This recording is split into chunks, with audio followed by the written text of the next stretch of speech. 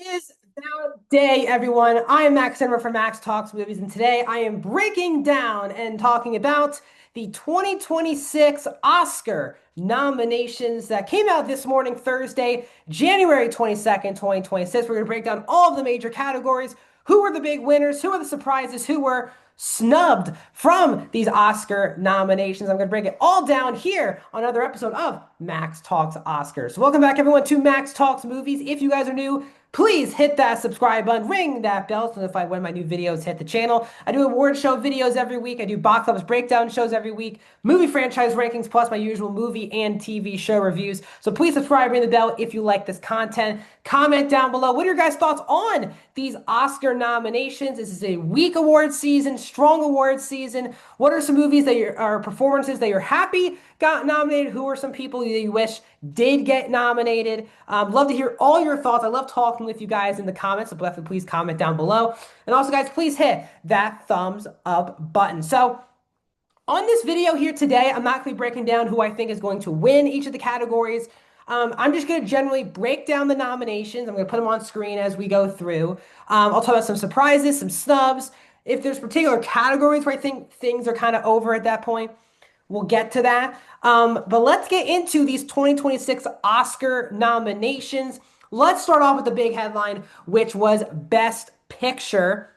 As you can see here, the nominations were Begonia, F1, Frankenstein, Hamnet, Marty Supreme, One Battle After Another, The Secret Agent, Sentimental Value, Sinners, and Train Dreams. So the big headline here for this award show, let's go through as well as we tell you those Best Picture nominations. Let's go through nominations by movie as well. Sinners led the way at this award show with 16 nominations. That is the record-breaking number. That is the most nominations for one movie ever at the Academy Awards. One Battle After Another is in second with 13 nominations. Frankenstein, Marty Supreme, and Sentimental Value are at a three-way tie with 9 nominations each.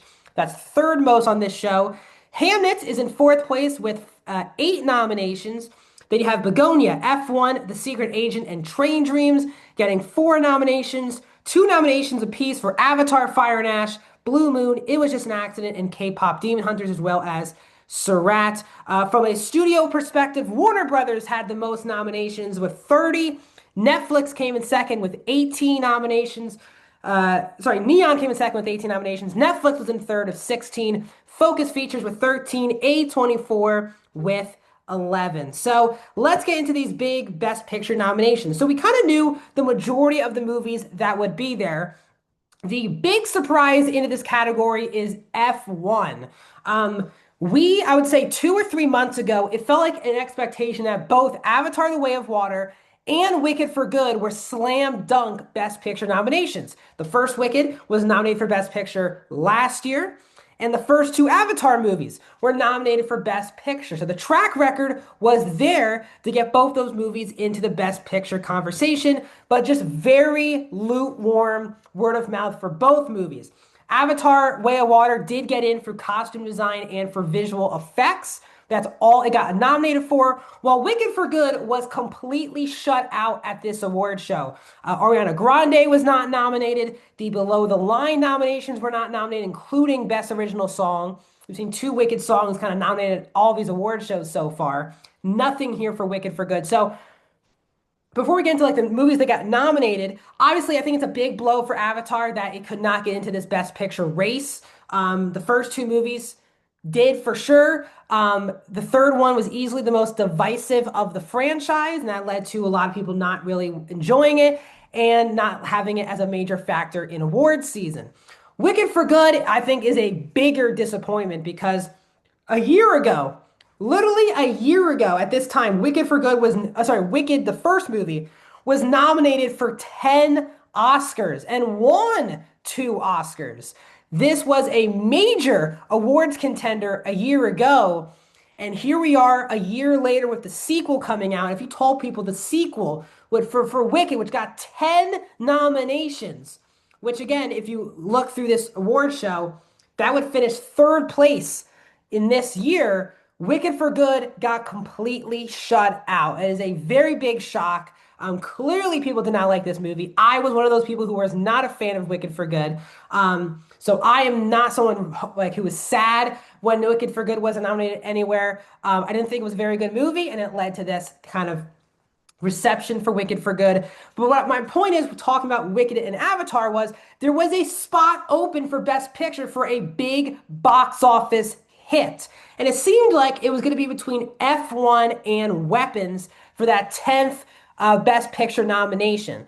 Weapons, I think a lot of people were leaning Weapons because obviously, first of all, Amy Madigan is one of the front runners for Best Supporting Actress, but a lot of people thought Weapons would be getting a Best Original Screenplay nomination. The moment I was watching that nomination video today and Weapons did not get a screenplay nomination, I then thought Weapons would not get in for Best Picture, and that opened the door for F1. So a big win for Apple and for Brad Pitt and everyone, and Jerry Bruckheimer, Joseph Kosinski. That's two straight Best Picture movies for Joseph Kosinski. He made two blockbusters that both got in for Best Picture of Top Gun Maverick and F1, a tremendous achievement. Begonia getting in. Yorgos now has his third movie already nominated for Best Picture with The Favorite, Poor Things, and Begonia. Frankenstein once again continues to trend for Guillermo del Toro, following The Shape of Water and even Best Animated Feature with Pinocchio. Hamnet continues the success for Chloe Zhao, who obviously got nominated for Best Director and won Best Picture for Nomadland. Steven Spielberg also getting, if I'm mistaken, his 14th nomination, which I think is a record-breaking nomination for a filmmaker, because he's a producer on Hamnet. For other big things as well, one battle after another, of course, Paul Thomas Anderson getting in, Sinners. So I would say coming in right now, heavy front runner, one battle after another, pretty much has this on lock. I think the threats here for Best Picture, outside of one battle after another, I think the three movies that are hoping to become a big surprise are Hamnet, Sinners, and Marty Supreme. They feel like the three movies that, if anything is going to upset one battle after another, it will be one of those three movies. Let's move on to Best Director. Let me just find this. Sorry, I'm doing this live, so I'm just trying to get to Best Director on the Oscars page. Nominations for Best Director were Hamnet, Chloe Zhao, Josh Safdie for Marty Supreme, Paul Thomas Anderson for One Battle After Another, Joachim Trier for Sentimental Value, and Ryan Coogler for Sinners. This is Coogler's first nomination. Again, Black Panther was nominated for Best Picture, not for Best Director. So very cool to see Ryan Coogler in there. Obviously, Chloe Zhao, a past winner in this category. Paul Thomas Anderson, again, he's been nominated a bunch of times for Best Director, but has never won Best Director. The two wild cards in here was Josh Safdie and Joachim Trier. I think a lot of people thought Jafar Panahi, for It Was Just an Accident, was definitely a real possibility for Best Director, and Guillermo del Toro for Frankenstein. Look, Frankenstein was the third most nominated movie, but it was not nominated for Best Director. I will say this, I am over the moon that Josh Safdie was nominated. I would have nominated Guillermo del Toro. If you're not new to my channel, I was a big fan of Frankenstein, and a big reason why that movie works is it feels like a Guillermo del Toro movie that clearly did not direct itself, that did not feel like a movie that anyone could have made other than del Toro. And it is very frustrating to me that he was not nominated. And this is someone who has never been a del Toro defender until recently, over the last like 5 years. I've become a big del Toro fan with Pinocchio and Frankenstein. So very weird, because especially like Sentimental Value is much more of a conversation-based movie. And from the people who I follow in the industry and talk to, they didn't think that was like a directed masterpiece or anything. It was much more on the actors and the screenplay. So I think that was kind of the big move. They chose Joachim Trier over Panahi and del Toro. Again, PTA is maybe the biggest lock on this show here to win Best Director. As I said, never has won before. Would make sense for him to win Best Director. Let's move on to the screenplay categories. We have adapted and original screenplay that we're going to get into, as you can see on next to me, just pulling those up at the moment. When we get into adapted screenplay, the nominations are Begonia, Frankenstein, Hamnet, One Battle After Another, and Train Dreams. That seemed like pretty much the easy 5 that were going to get nominated at this point. Again, One Battle After Another seems like a very good look there for Best Screenplay for PTA. There is a del Toro nomination here for Screenplay. I actually think the direction of the movie is better than the screenplay. But again, that is for adapted original screenplays where things are interesting. You have Blue Moon, It Was Just an Accident, Marty Supreme, Sentimental Value, and Sinners. There are two movies that people really wanted to see in here for Best Original Screenplay. One is for Weapons, as I mentioned earlier, for Zach Kreger, and the other one was for Sorry Baby, one of the best independent movies of the year, written and directed by and starring Eva Victor. Just watched that 2 weeks ago. Really thought that was an excellent movie. Even so, at the Golden Globes, Julia Roberts, when she was presenting Best Movie, Musical, or Comedy, shouted out at the award show for everyone to watch Sorry Baby. A lot of people thought that was going to be a momentum mover for Sorry Baby to at least get a screenplay nomination. Sorry Baby got completely shut out of the award show, so that will definitely be more of a factor for the Independent Spirit Awards. But I think Weapons was the bigger miss. That for me is one of the most original movies you will see in a year. And again, it's a horror movie. And again, this was a year where Sinners technically is the horror movie that got all of the shine. But Weapons should have been nominated for Best Original Screenplay. But again, the moment I was watching the show and it did not get in here, I was like, Weapons is not getting Best Picture if it's not in here for Screenplay. Blue Moon was the big surprise. The Academy really likes Blue Moon. Robert Capello gets nominated for Screenplay. Ethan Hawke gets nominated for Actor. So again, Original Screenplay. This seems like to me at the moment, this is where Ryan Coogler will get the victory. I think this will be Sinners' biggest win on the show. Best shot at an above the line award is what I'm going to say here. Let's keep things moving, guys, with the bigger categories. I'm trying to go fast so I can break down things and give you guys time to get those. Let's talk about the acting categories. Let's go to supporting actor and supporting actress. So actress in the supporting role, you have Elle Fanning and Inga Villegas for Sentimental Value, Amy Madigan for Weapons, Teyana Taylor for One Battle After Another, and Wunmi Mosaku for Sinners. So Best Supporting Actress is probably the most wide open race at this award show. Both supporting categories are very wide open. I'll name Best Actor, Supporting Actress will also be right next to me. You have for Best Supporting Actor, you have Benicio del Toro and Sean Penn for One Battle After Another, Jacob Elordi for Frankenstein, Delroy Lindo for Sinners, and Stellan Skarsgård for Sentimental Value. So for Supporting Actress, obviously, the biggest snub was Ariana Grande for a lot of people. Again, I don't really like Wicked for Good, but she was the only, I think, special thing in Wicked for Good. She had been consistently nominated at all of the tune-up, prenup events leading into the Oscars. She was even nominated last year for Wicked for Good. She does not get in this year. A lot of people thought, would these Sentimental Value women cancel each other out? They did not. Both Fanning and Inga both got in for that movie. And with Ariana Grande out, I think it became more of a conversation with Wunmi Mosaku for Sinners, and you also had Odessa Azion as a major factor for Marty Supreme. But Sinners is clearly, from a nomination perspective, the most beloved movie at the award show. Wunmi Mosaku is someone who I've been following for, man, like 7 years now. Very cool to see her in this position. She was very good in Sinners. Some people thought Haley Steinfeld could even be a factor here, but Mosaku got that SAG Award nomination, the Actor Award nomination. Definitely woke a lot of people up, and that led to her getting this nomination. So again, I think both Sentimental Value people getting in, that was a surprise. Wunmi also getting in was a surprise. I thought Odessa, I would have voted in Odessa. I thought she was terrific in Marty Supreme. This race still feels like an Amy Madigan versus Teyana Taylor race. If One Battle After Another is this beloved of a movie, I think she will win. And especially with Weapons getting this really one, I think this is only Weapons' only nomination on the show.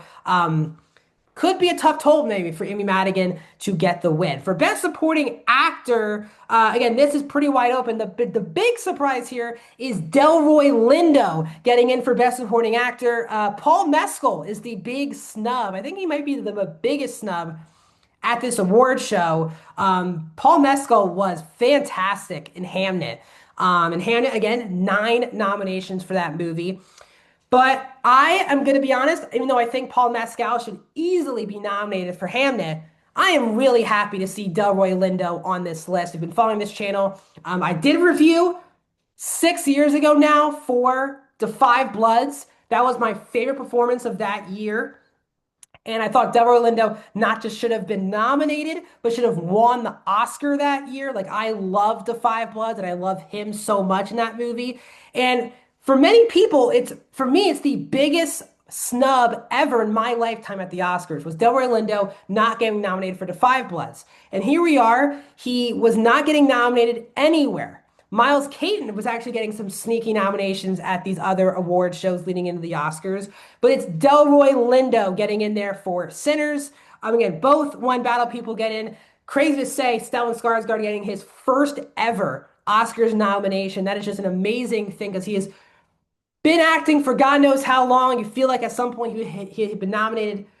He had not been. Obviously, Jacob Elordi getting his first Oscar nomination at a very young age. Very cool for him. This is still a very wide open race. Elordi won at Critics' Choice. Skarsgård won at Sentimental Value. We'll see who wins at the Actor Awards in a month or so. So this is also, I think, both supporting categories. I think there are the two most interesting categories on who will win going into the Oscars. I think a lot of the above the line stuff is pretty much sealed. And let's wrap things up talking about the lead categories. Best Actress. The nominees were Jessie Buckley for Hamnet, Rose Byrne for If I Had Legs, I'd Kick You, Kate Hudson for Song Sung Blue, Renate Reinsve for Sentimental Value, and Emma Stone for Begonia. The big thing here, the surprise in this category was Kate Hudson getting in for Song Sung Blue. It is the low nomination for that movie. Buckley, Byrne, Renasve, and Stone were pretty much locks. There was a pretty big, wide open spot for the number 5 spot for Best Actress. You had Amanda Seyfried for The Testament of Anne Lee. You had Chase Infinity for One Battle After Another. Cynthia Erivo for Wicked for Good. And then you had Kate Hudson for Song Sung Blue. And the Academy ended up going up with Kate Hudson, which is a very big deal. Very shocking with how again, One Battle After Another got 13 nominations. Definitely weird that Chase Infinity did not get in. But again, Kate Hudson has not been nominated in God knows how long, very, very long time. And I do think she's very good in Song Sung Blue. It's not a movie that I thought it's a very good crowd pleaser of a movie. I don't think anyone in that movie was like unbelievably great. And there's no one I was like rooting for or against for that 5 spot. I liked Seyfried. I think Seyfried, Hudson, and Infinity all kind of in the same level. So it's not like I was like pissed off that Kate Hudson got in over whoever. But Kate Hudson gets in. Again, Jessie Buckley seems like pretty much a slam dunk lock for Best Actress. And moving on to Best Actor, the nominations were Timothée Chalamet for Marty Supreme, Leo DiCaprio for One Battle After Another, Ethan Hawke for Blue Moon, Michael B. Jordan for Sinners, Wagner Moura for The Secret Agent. This also kind of felt like the 5 people that were going to get in Blue Moon had become a awards darling over the last month or so. Ethan Hawke, one of the most respected actors in the business today. There wasn't major surprises here. Some people thought maybe if Begonia got that much love, would Jesse Plemons get a shot at sneaking in here? I think the biggest snub, for me at least in this category, is for Joel Edgerton for Train Dreams, because Train Dreams did get a lot of love from the Academy. It was nominated for Best Picture. It was nominated for Screenplay. This was a movie that clearly the Academy liked. It was nominated for cinematography as well as for song for its 4 nominations. But very weird that the whole movie rests on the shoulders of Joel Edgerton, and he did not get in. And again, that's not a movie that I think is unbelievable. I think it's a fine, good, I think it's a good movie. I don't think it's a great movie. But I think the one thing in Train Dreams that is spectacular is Joel Edgerton. So I do find it kind of mystifying that Train Dreams got that love for screenplay and for picture, and Edgerton was not involved in Best Actor. Do find that to be very interesting. They chose Ethan Hawke, again, Blue Moon, not nominated for Best Picture, did get a screenplay nomination, but just that. Obviously, Wagner Moura, Michael B., Timmy, and Leo seemed like pretty much slam dunks. Again, I think this is Timmy's Oscar to lose. I think DiCaprio and Wagner Moura are the ones chasing him at this point with realistic shots to win. But I also think Timothée Chalamet is pretty much a slam dunk to win Best Actor. If you look at anything, Best Animated Feature with all the 5 movies that we thought, K-pop seems like a very much a lock their casting. Hamnet, Mario Supreme, One Battle, Secret Agent, and Sinners. Getting in there. A Secret Agent was a very beloved movie also by the Academy. That's a very strong contender in Best Foreign Language Movie. Score, I thought also made some sense. I wish Mario Supreme got in for Best Score. I thought that was one of my favorite scores of the year. Original song, both, as I said, both Wicked songs were not nominated. Miley Cyrus's song for Avatar Fire and Ash was not nominated because, of course, Diane Warren does a song for anything. It can be something that one person sees in the world that gets nominated. So Diane Warren's back in the best song area. F1 obviously dominated the sound, editing, those type of nominations. So that is the Oscars 2026. I think they did a good enough job, I think, this year. This is not, for me, the most exciting list of movies. There's definitely a lot of movies that I'm passionate about, like Sinners or Marty Supreme or Weapons, that I'm like very passionate about. There were other movies that I saw this year that I wish were factors in awards season. Like Weapons should not just get one nomination at the show. It should be a more nominated movie. Is This Thing On was one of my favorite movies of the year. Bradley Cooper obviously had both his movies nominated for Best Picture. This one completely did not hit the mark this award season. Warfare, another A24 movie, thought it could have done better this award season. Roofman, another movie that I absolutely love. Wish that Channing Tatum, Kirsten Dunst, or the movie could be more of a factor in awards season. Sorry Baby as well, a movie that I think should have been more of a factor in awards season, at least getting a screenplay nomination. Christy with Sydney Sweeney was in the conversation for Best Actress because I think she deserves to be nominated, but a lot of things did not go her way, let's just say, in this awards season, so that did not lead her to getting many things.